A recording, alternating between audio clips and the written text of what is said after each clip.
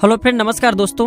ये पौधे देख करके पहचान लीजिए, अगर किसी के डॉक्टरी चेकअप सही हैं लेकिन इनके बाद भी गर्भ नहीं ठहरता, बच्चा पैदा नहीं होते, उनके लिए मैं आप लोगों को बताना चाहूँगा ये औषधि किसी रामबाण दवा से कम नहीं है। वीडियो में कंटिन्यू बने रहना, क्योंकि इस प्रकार की जानकारी आपको अभी नहीं तो बाद में चल करके काम आएंगी, क्योंकि जानकारी जो होती है कभी भी व्यर्थ नहीं जाती।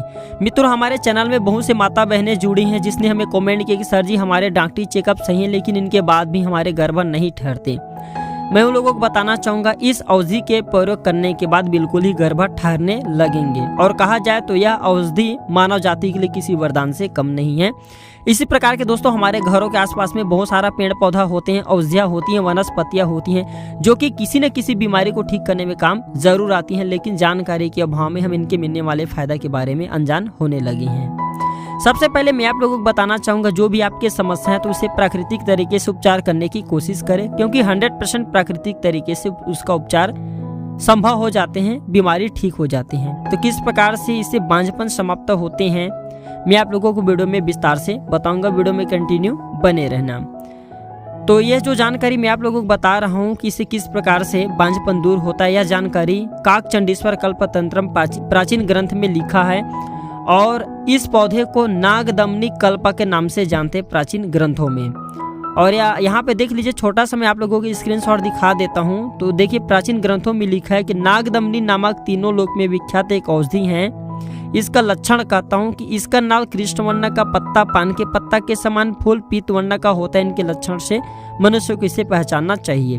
इसका नाम नागदमनी क्यों पड़ा? क्योंकि नागों का यानी कि सर्पों का दमन करती है, विषों का नाश करती है। मैं एक वीडियो में पहले भी बता चुका हूँ कि इसके पौधे को देखने से जिसने जहर खा लिए जहर भी उतर जाते हैं। मैं आप लोगों को बोलता हूँ दोस्तों, हम भारत भूमि में पैदा हुए हैं, हमें गर्व होना चाहिए कि इस प्रकार की जानकारी हमें मिल रही हैं, क्योंकि भारत भूमि में ऐसे ऐसे जड़ियाँ बूटियाँ जिसके खाने से व्यक्ति अदृश्य भी हो सकते हैं, जिसके खाने से व्यक्ति बूढ़ा व्यक्ति भी जवान हो सकते हैं। आज भी ऐसे ऐसे वनस्पतियाँ हैं, आप सभी को पता है। जिसने रामायण देखे हैं तो उनको जरूर पता होगा, मूर्छित व्यक्ति भी जीवित हो जाते, मरे व्यक्ति जीवित हो जाते, ऐसे भी संजीवनी बूटी हमारे भारत भूमि में है। तो बंधत्व कैसे नष्ट होते, यानी कि कहा जाए तो गर्भधारण इससे कैसे होता है ये जानते हैं। तो ये छोटा सा स्क्रीनशॉट देख लीजिए। घृत के साथ में मिला करके इसके पत्ते को देखिए, घृत के साथ मिला करके इसके पत्ते को योनि पर लेप करना चाहिए। इससे बंधत्व विनष्ट होता है, यानी कि जो गर्भधारण नहीं होते, बांझपन होते हैं, वो समाप्त हो जाते हैं, और गर्भधारण कोई भी माता बहनें कर सकती हैं इस औषधि का प्रयोग करके। यह जानकारी भगवान स्वयं